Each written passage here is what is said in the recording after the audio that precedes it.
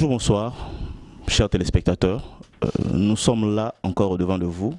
Nous voulons vous apporter une information suite à l'invitation de l'ONG Betsalel.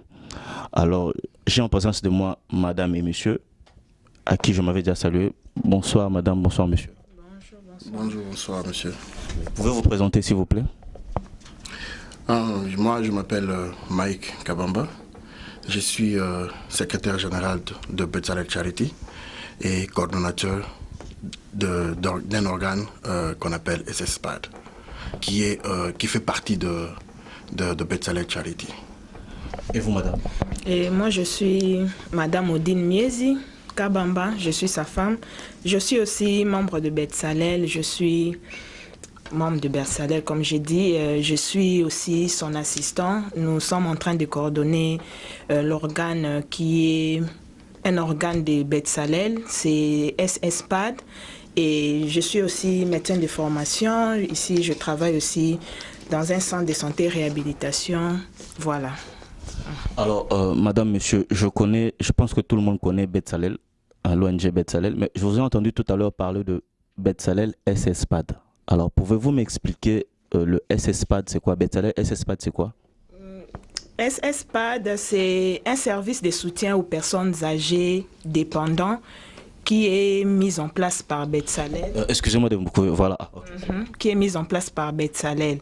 Donc, ce service-là va commencer à s'occuper des personnes âgées et dépendantes.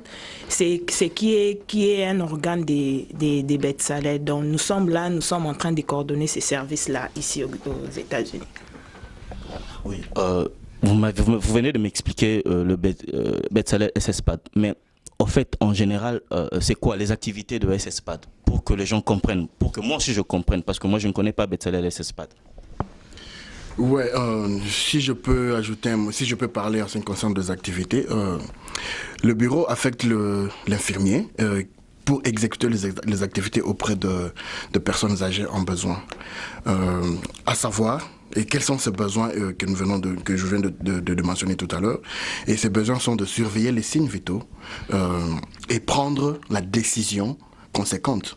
Quand nous parlons de surveiller les signes vitaux, je sais que bon nombre de gens connaissent déjà en ce qui concerne les signes vitaux. Nous avons la tension artérielle, nous avons la température corporelle, nous avons etc., etc., si je peux le dire dans ce sens. Et comme deuxième point, nous avons alimenté le sujet qui a perdu la capacité de se nourrir.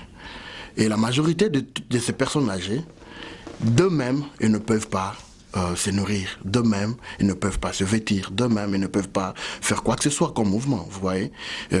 Dans la majorité d'entre eux, ils sont alités, ou soit ils sont dans un état de disability, en fait, je peux dire, qu'est-ce qu'on peut... D'handicap, voilà, merci beaucoup madame. D'handicap, voilà, en fait, d'eux-mêmes, ils ne peuvent pas exercer ou soit faire quelques mouvements quelconques. Raison pour laquelle nous avons mis en place cet organe qui va beaucoup plus les aider, qui va beaucoup plus venir en aide en ces personnes âgées, quoi. En fait, excusez-moi, en fait, comme troisième activité, nous avons laver et vêtir le sujet affaibli et alité. Et tel que je venais de dire tout à l'heure, toutes ces personnes, d'eux-mêmes, ne peuvent rien faire. Et ils sont souvent alités. Quand on parle d'alité, ils sont souvent couchés sur le lit. Ils ne peuvent rien effectuer comme mouvement. Faire la toilette intime du sujet si nécessaire. Donner le soin des yeux, des oreilles, de la bouche, etc. Aménager la chambre de la personne en besoin. Parce qu'en étant alité, deux fois, ces organes ne sont pas capables de retenir. Ça peut être, si la personne veut peut-être aller au petit besoin de lui-même, ou soit d'elle-même, il ne saura pas se lever. Subitement, il peut le faire là où il est, là où il se retrouve. Ça peut être sur le lit, ça peut être sur la chaise s'il était assise, tu vois. Et dans ce cas, nous devons éviter, nous devons prendre soin de la chambre de toutes ces personnes. Parce que généralement, quand nous ne faisons pas de ces soins-là, et souvent les malades sont exposés aux infections. C'est pourquoi nous devons prendre bien soin de la chambre à coucher de la personne. Et en outre, accompagner à l'hôpital ou à la clinique s'il le faut. Accompagner la personne à l'hôpital s'il a de rendez-vous pour voir son médecin. Et s'il y a peut-être d'autres traitements qu'il doit avoir ou qu'il doit suivre, donc nous devons l'accompagner. Et administrer les traitements médicaux selon les prescrits du spécialiste et à la limite de sa compétence. Conseiller le sujet et l'entourage dans le sens de promouvoir la santé. Encourager la reprise de l'autonomie dans la mesure du possible et de prévenir la lutte contre les escarres.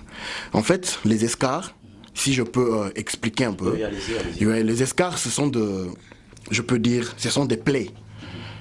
Tu vois, quand la personne est alitée, quand la personne est couchée sur le lit, il ne bouge pas.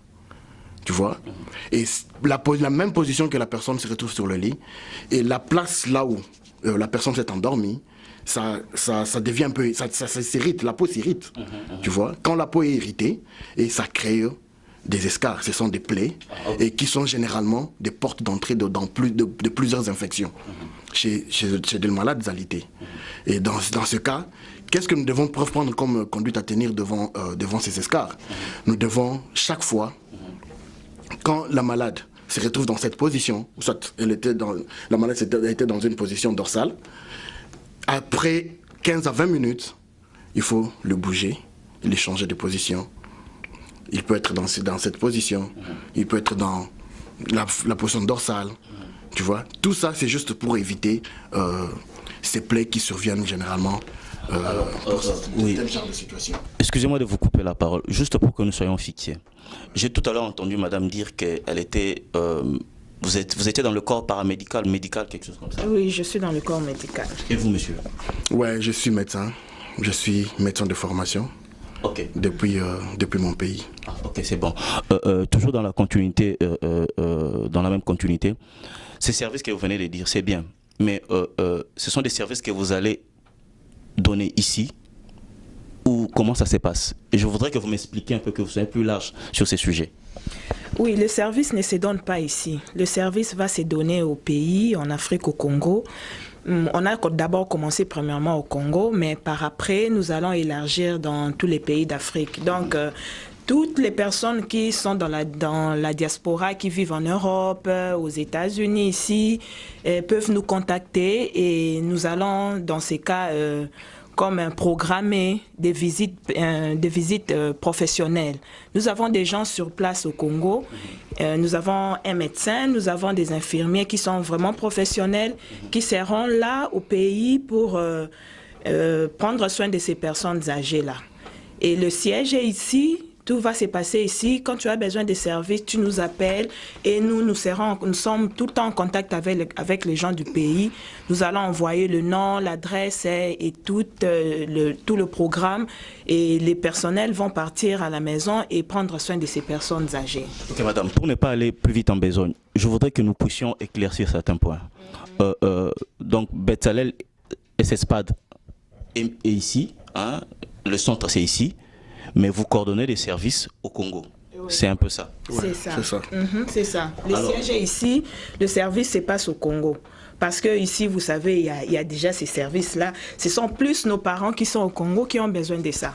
Concrètement, si j'ai un frère qui est en France, qui veut bénéficier de ces services, ou qui est en Italie, en Espagne, Norvège, mais qui a un parent qui se retrouve au Congo, comment il fait concrètement?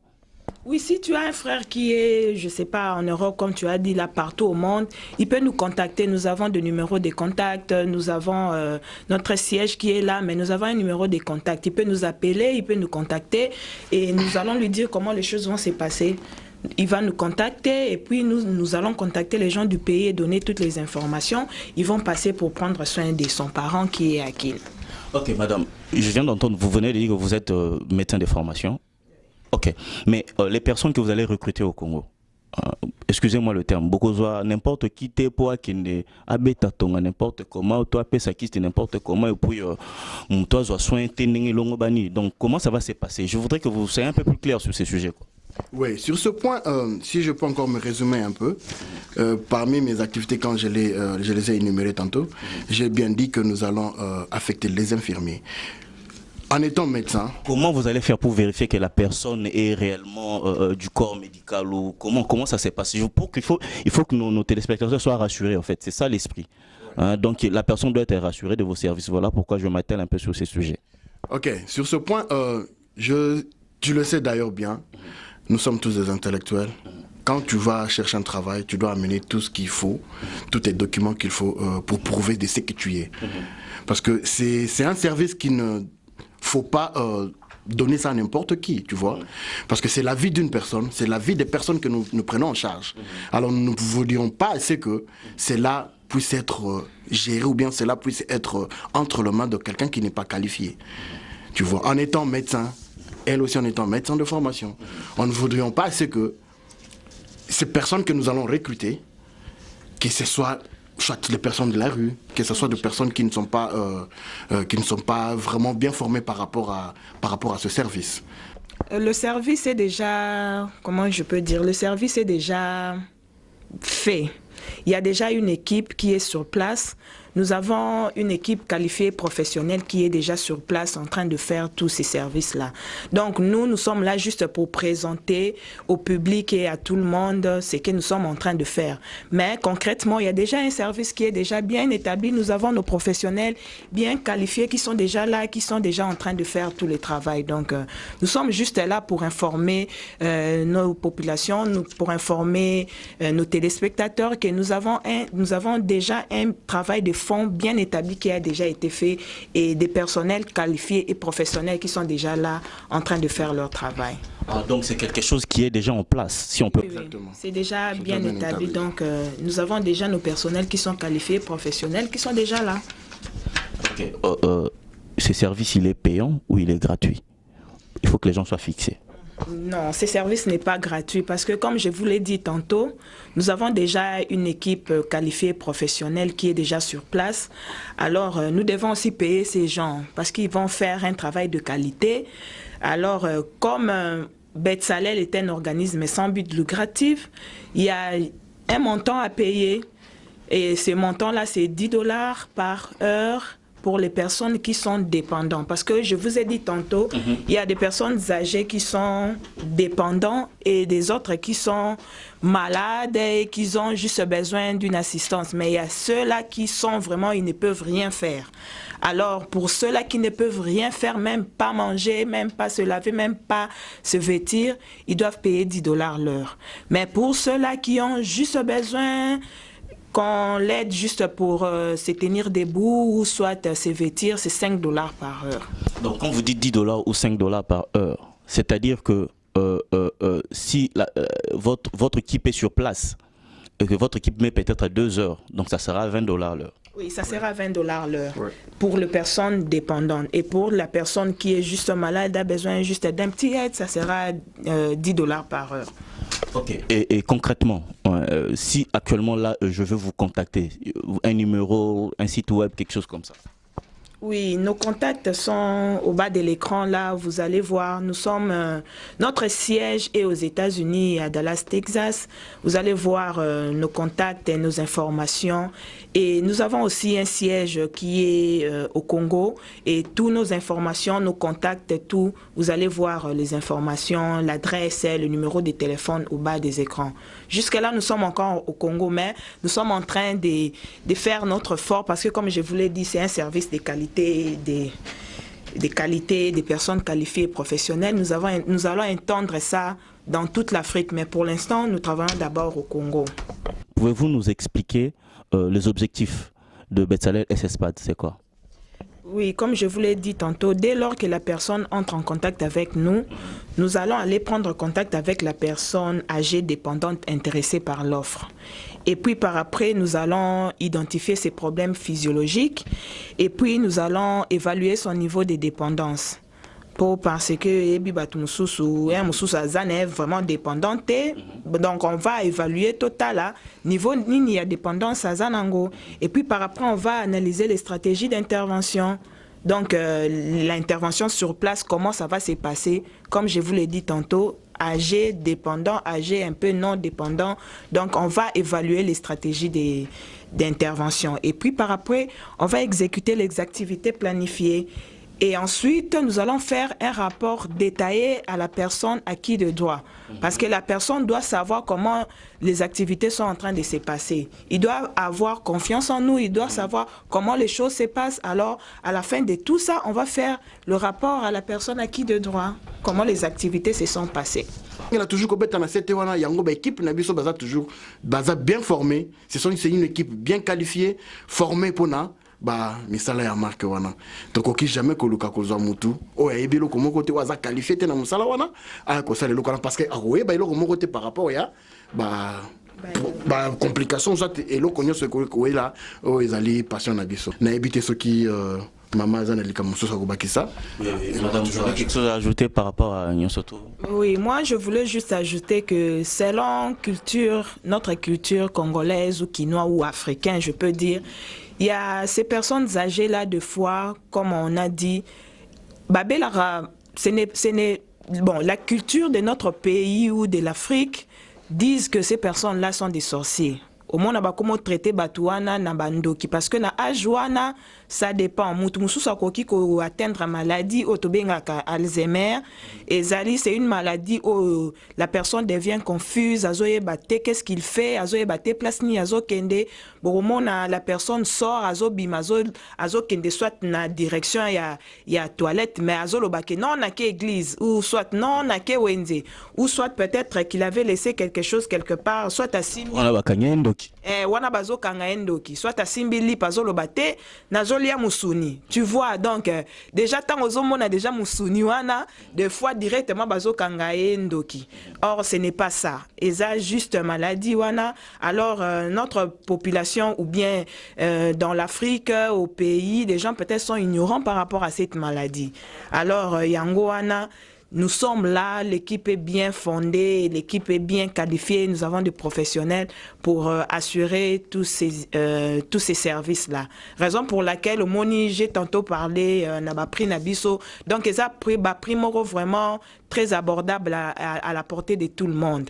Donc ce qui fera que si vous avez besoin de Nabiso, tu nous contactes pour équipe Nabiso et qui est sur place pour nous besoin parce que vous avez un beau côté, ozo komitungi ça peut-être au Rambongo po soit ba cousin ou soit ba neveu moko ba kipele o maman na yo to papa na yo mais bazo zo soin na bien te ta mususu mbongo wana ezokende na ba makambu mususu yango wana nous sommes là vraiment nous sommes professionnels nous sommes là pour assurer ba service nyonso wana c'est un service de qualité à la portée de tout le monde yanga no moni totie ba prix wana. OK, merci madame, merci monsieur. Bandeko Balandi, chers téléspectateurs, vous avez suivi. C'est un service à encourager parce que na pote sika tozali na États-Unis ils ont service moko ezalaka et ils sunga bato ebele alors que ekoki ko aider biso pe na mboka na biso to changer manière na biso au monde na makambo puis c'est un pas, c'est vraiment un pas de plus.